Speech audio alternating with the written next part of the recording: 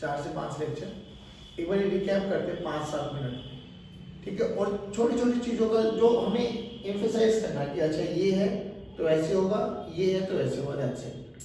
फिर जनरल फॉर्मूले का रिजल्ट याद होना चाहिए। अच्छा ये बताओ अभी कितने प्रोसेसेस पढ़े हम लोगों ने? लिखवाओ जल्दी बोलो। पहला आइसो बारीक कर लेते हैं, चलो क्या चीज से? वो प्रेशर ये प्रेशर। अच्छा एक चीज और, गैस लॉ क्या कहती है कि किसी भी गैस के लिए कितने भी नंबर ऑफ मोल्स के लिए हमेशा PV/T ये क्या हमेशा कांस्टेंट रहेगा, क्योंकि PV इक्वल्स टू NRT। तो N into R तो कांस्टेंट है, E को नीचे जाओ, तो किसी भी गैस के लिए ये याद रखो। अब सोच अगर प्रेशर कांस्टेंट है तो बचा कौन? V/T। तो इसकी इक्वेशन क्या बनेगी बाबू? V/T constant equal to constant. Okay सही है ना? यस आइसोकोरिक के लिए बोलो क्या चीज? Volume constant. ये इक्वेशन आप खुद बोलो क्या इक्वेशन बनेगी? P1/T1 P/T is Constant। Constant. चलिए isobaric isothermal thermal temperature constant PV equal to constant. हाँ आइसोथर्मल में टेम्परेचर PV कांस्टेंट कांस्टेंट, सही बोल रहा हूँ? यस और एडियाबैटिक में हीट एक्सचेंज 0। हाँ वो ठीक है, बट इक्वेशन बोलो PV की पावर गामा का फॉर्मूला बोलो 1 + 2/m।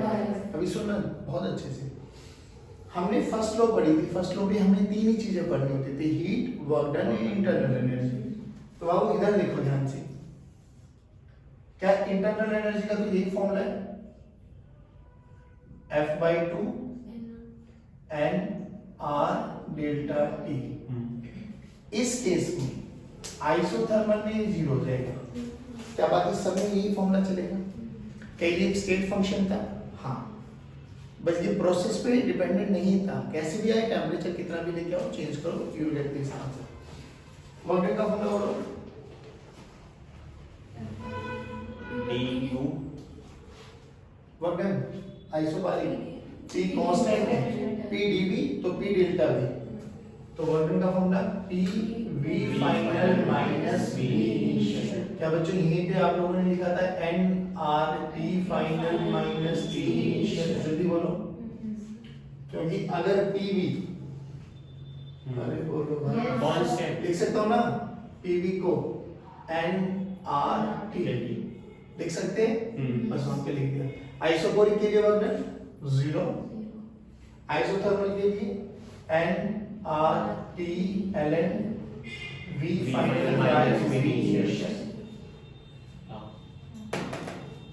1/1 minus gamma P final minus P initial V initial.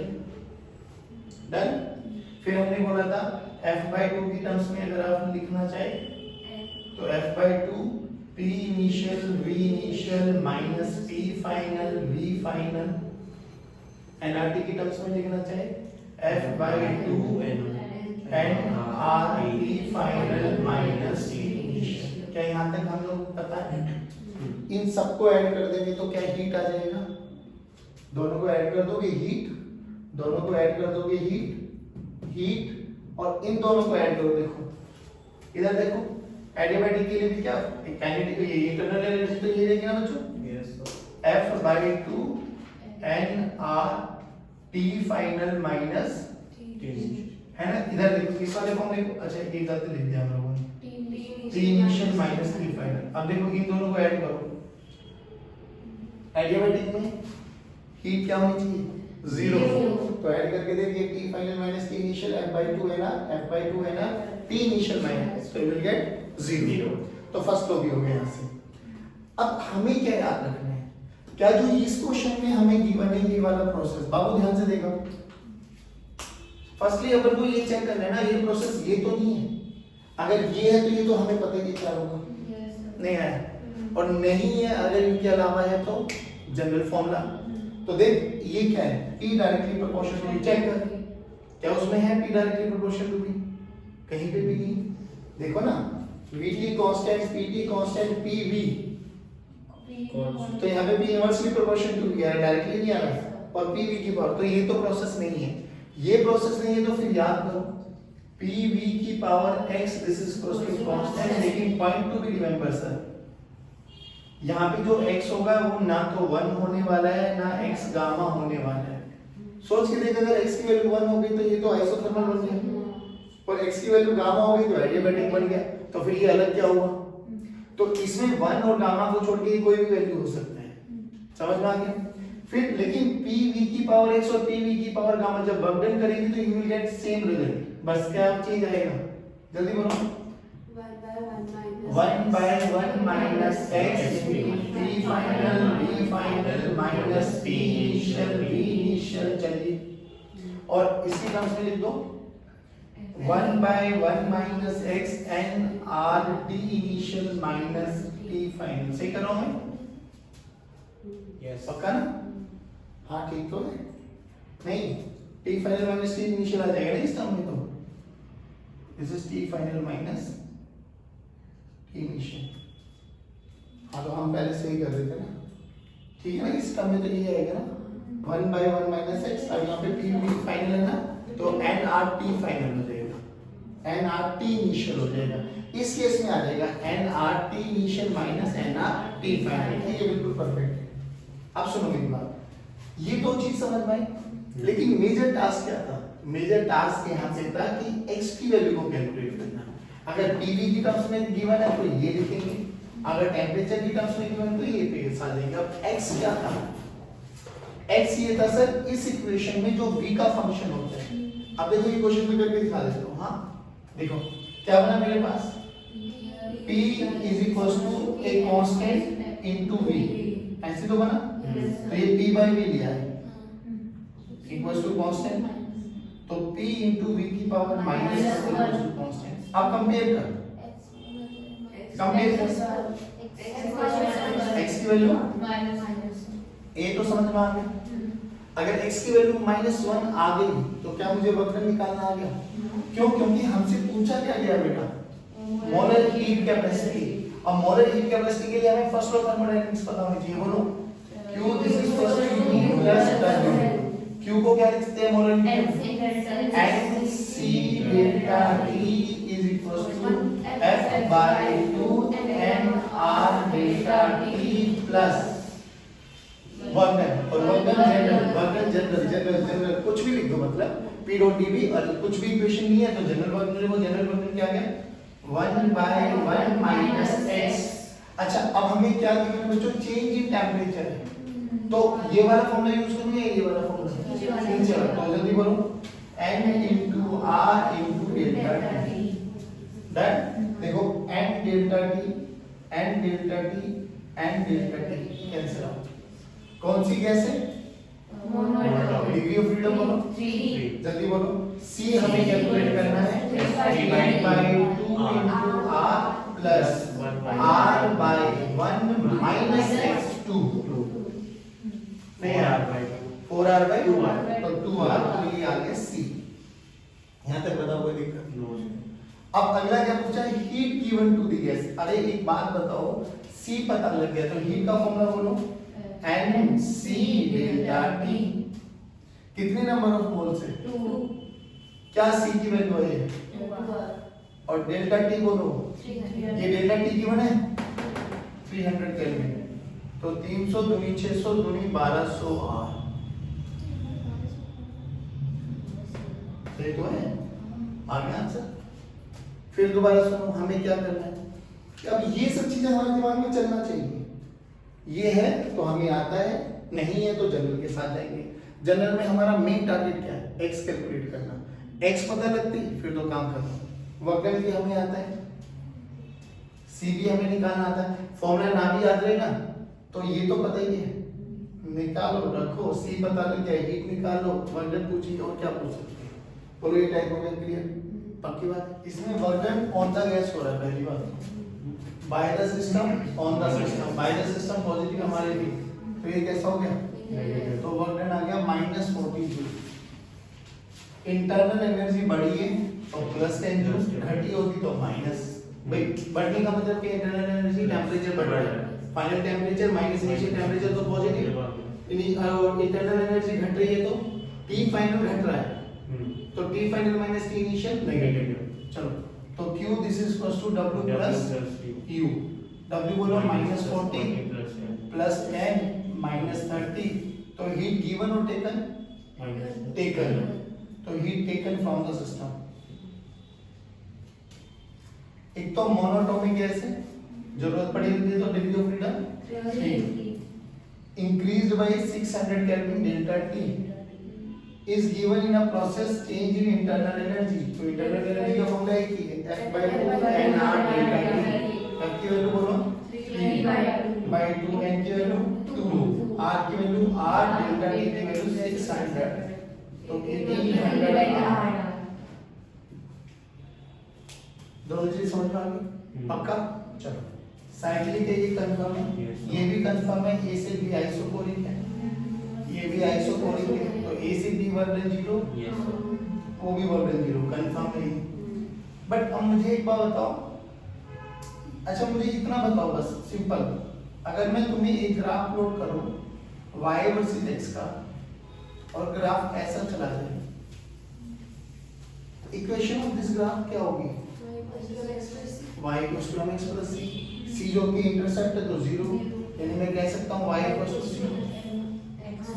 तो फिर ये दिमाग तुम यहाँ क्यों नहीं लगा पाए? फिर यहाँ क्यों बोलोगे PV का प्रोडक्ट कांस्टेंट है?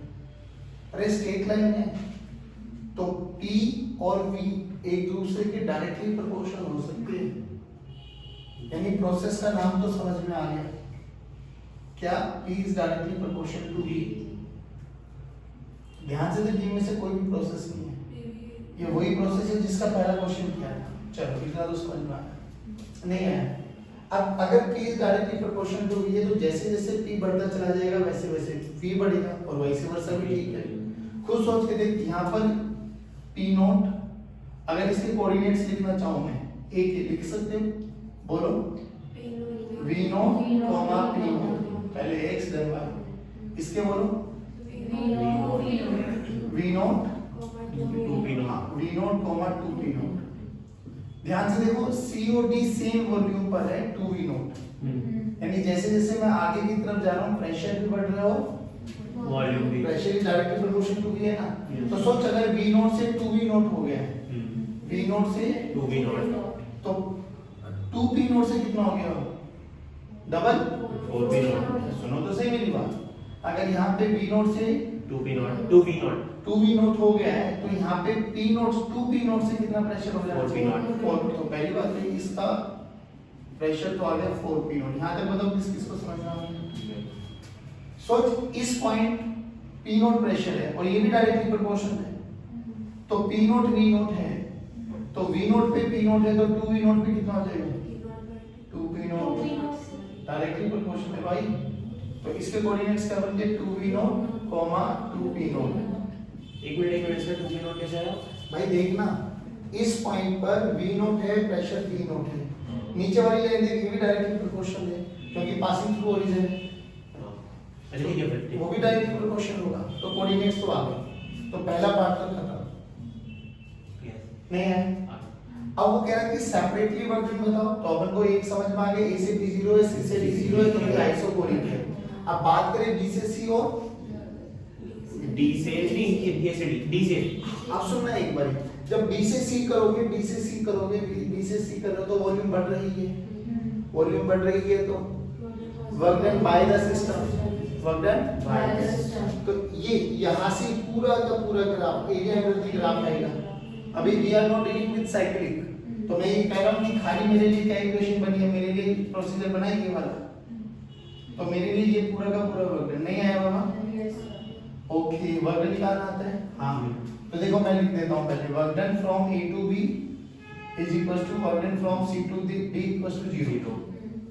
Work done from B to C देखो, वॉल्यूम बढ़ रही है, एक्सपेंड हो रहा है, सिस्टम पे वर्क हो रहा है, तो पॉजिटिव आएगा। चलिए स्टार्ट करें।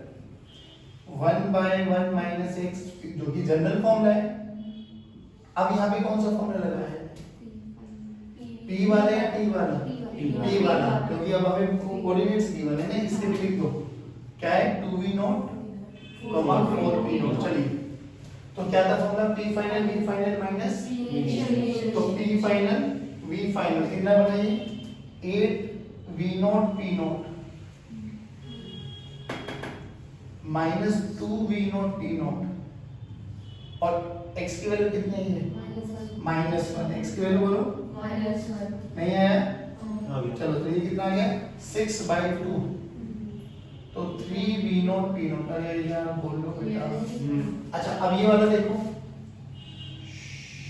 वॉल्यूम डाउन हो रही है और दूसरा ये क्लॉकवाइज था तो ये एंटी क्लॉकवाइज वर्क नेगेटिव तो ये वॉल्यूम घट भी रही है तो work done on the system होगा। चलो तो फॉलो कहां से कहां D2 d2a क्या फॉर्मूला भी ये तो 2 रहेगा। अब क्या लगाना है फाइनल माइनस इनिशियल ना तभी तो नेगेटिव आएगा। बोलो v0 p0 minus 4 v0 p0 minus 4 p0 d0 बोलो कितना आया माइनस माइनस 1.5 माइनस का 1.5 p0 d0। देखो ये वाला ये क्या है कितना है 10 है ना। ये वाला देखो ये वाला कितना आया था पक्का 3v0 तो मुझे ये बताओ ये कितना रह गया होगा 1.5 v0 बड़े वाले में से छोटे वाले को माइनस कर दो तो work done in a cyclic process 4.5 इनमें से 1.5 को माइनस कर दो 1.5 p0 माइनस करने को बोला आपने अरे तो एडिंग तो करना है ना भाई वो तो ऑलरेडी आ चुका है डायरेक्शन दो बारी थोड़ी ना दो बारी डायरेक्शन नहीं आया समझेगी। अगर तुमने ये ले लिया अभी तो ये टोटली 3 है ये अकेला 4.5 कैसे आ सकते हैं छोड़ अगर तुम्हें यहाँ कंफ्यूजन लग रहा है तो ध्यान से देखिए ट्रेपेजियस बन गया ना ट्रेपेजियम का वो आता है लिखना बोलो उसी में निकाल देते हैं half into sum of parallel sides ये है पैरेलल बोलो कैसे लिखेंगे p0 अरे ये वाला साइक्लिक लेना ना बाबू हमें तो और क्या है ये बड़े वाले ट्रेपेजियम में से छोटे वाले ट्रेपेजियम को माइनस करके उसका निकलेगा तो इसका एक नहीं निकाल सकता मैं नहीं ये तो सिंपल एक सेकंड ट्राई कर ले कर लो चलो हाफ इनटू एक सेकंड रुको तो सही सम ऑफ पैरेलल साइड्स p0 और ये कितना बना 2p0 तो 3p0 इनटू इन दोनों के बीच का सेपरेशन v0 क्या आंसर आ गया ट्रेपेजियम में अरे यार उसको देखो वो p0 बन रहा है वो भी ये वाले की बात कर रहा हूं मैं a b c d आ तो गया चलो कोई नहीं ठीक है तुम्हें समझ में आया पक्का ये उतारो अच्छा क्वेश्चन बहुत अच्छा कई चीजें समझ में आई कि ग्राफ को देख के मुझे प्रोसेस का भी पता लग जाएगा पहले क्वेश्चंस में प्रोसेस बता देते थे अब हमें ग्राफ देख के प्रोसेस पता लगाना है उस प्रोसेस के बेसिस पे हमें सॉल्व करना है डन श्योर हमने इतना काम नहीं किया बड़ा सोचा था फिर वही काम वर्क डन बाय गैस निकालना है हमें जब ये स्प्रिंग इनिशियली नेचुरल लेंथ पे थी और इसको x नॉट तक डिस्प्लेस कराएगा प्रोसेस वेरी स्लोली हुआ होगा प्रोसेस स्लोली हुआ होगा बट यहाँ पर अब की बारी क्या ले लिया उससे पहले वाले में एयर भी था तो वो एटमॉस्फेरिक प्रेशर वो लगा रहा था तो इस केस में इधर से लगाएगा p g into a gas लगाएगी फोर्स उधर से ये जब स्ट्रेच हो जाएगी तो ये स्प्रिंग लगाएगी k into x पर इतना सा वेरिएशन आएगा जो कि ये स्लोली मूव करेगा तो f net हमेशा क्या रहेगा बेटा 0 f net 0 रहेगा तो यानी pg into a this is equal to k into x तो pg की वैल्यू निकाल लो हाँ kx by a very good kx by a तो वर्क देखो जो कि ये कंटीन्यूअसली धीरे धीरे चल रहा है ना बट प्रेशर वेरिएबल है x पे डिपेंडेंट है तो x पे जाके वही छोटा सा एक dx का डिस्प्लेसमेंट चूज कर लो तो वर्क डन बोलो pdv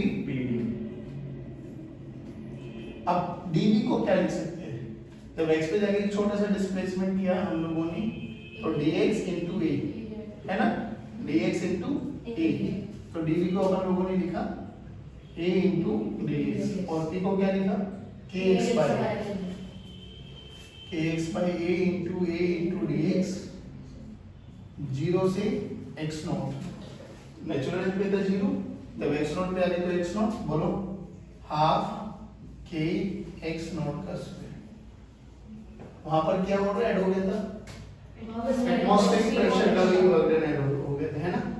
फिर उसको WET से भी किया था, इसको WET से कर सकते हो, हाँ बिल्कुल कर सकते हैं।